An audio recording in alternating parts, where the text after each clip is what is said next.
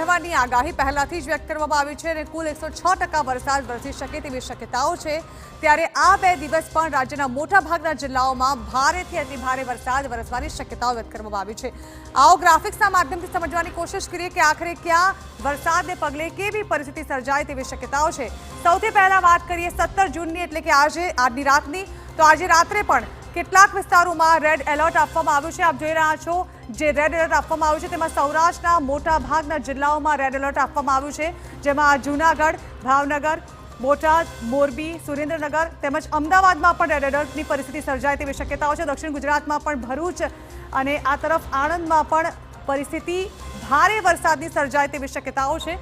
વાત કરવામાં આવે ઓરેન્જ એલર્ટની, તો આપ જોઈ રહ્યા છો કચ્છ, પાટણ, બનાસકાંઠા, મહેસાણા, ગાંધીનગર, સાબરકાંઠા, અરવલ્લી, ખેડા, વડોદરા આ જિલ્લાઓ એવા છે કે જ્યાં વરસાદને લઈને આજે રાત્રે ઓરેન્જ એલર્ટ આપવામાં આવ્યું છે। સાથે જ આપણે જોઈ રહ્યા છો દક્ષિણ ગુજરાતના કેટલાક વિસ્તારો જેમાં સુરત, વલસાડ અને નવસારીમાં પણ ઓરેન્જ એલર્ટની પરિસ્થિતિ પેદા થાય તેવી શક્યતાઓ વ્યક્ત કરવામાં આવી છે। મોટાભાગના જિલ્લાઓમાં રેડ અને ઓરેન્જ એલર્ટ આપવામાં આવ્યું છે, એટલે કે ભારેથી અતિ ભારે વરસાદની સંભાવનાઓ આજે પેદા થઈ શકે તે પ્રકારની પરિસ્થિતિ છે। જોકે ગઈકાલથી જ આ જ રીતની પરિસ્થિતિ જોવા મળી રહી છે અને રાજ્યના મોટાભાગના જિલ્લાઓ જેવા કે સૌરાષ્ટ્રના જિલ્લાઓ છે ત્યાં વરસાદની ભારે પરિસ્થિતિ છે। આ વાત કરી 17મી જૂનની એટલે કે આજે રાતે વરસાદને પગલે કેવી પરિસ્થિતિ સર્જાઈ શકે તેની।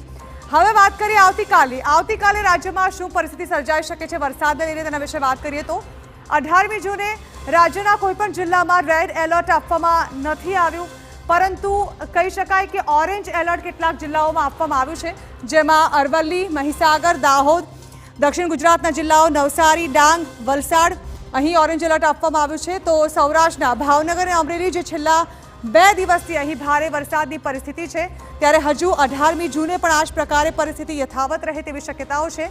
આજે રેડ એલર્ટ છે, આવતીકાલે ઓરેન્જ એલર્ટ રહી શકે છે। જૂનાગઢ, ગીર સોમનાથ તેમજ પોરબંદરમાં પણ ઓરેન્જ એલર્ટ આપવામાં આવ્યું છે। યલો એલર્ટ કેટલા જિલ્લાઓમાં આપવામાં આવ્યું છે તેના વિશે વાત કરીએ તો અમદાવાદ, સુરેન્દ્રનગર, રાજકોટ, બોટાદ, ભરૂચ, વડોદરા, આણંદ, ખેડા તેમજ ગાંધીનગર અને સાબરકાંઠા આ જિલ્લાઓમાં વરસાદને પગલે યલો એલર્ટ આપવામાં આવ્યું છે। એટલે આવનારા 2 દિવસ આજની રાત અને આવતીકાલનો દિવસ જે છે તે મોટાભાગના જિલ્લાઓમાં વરસાદની ભારે પરિસ્થિતિ સર્જાય તેવી પૂરેપૂરી શક્યતાઓ છે। તો આ સાથે જ સમાચારોમાં હાલ રોકાઈશું એક બ્રેક માટે। બ્રેક બાદ અન્ય મુદ્દા પર કરીશું વાત।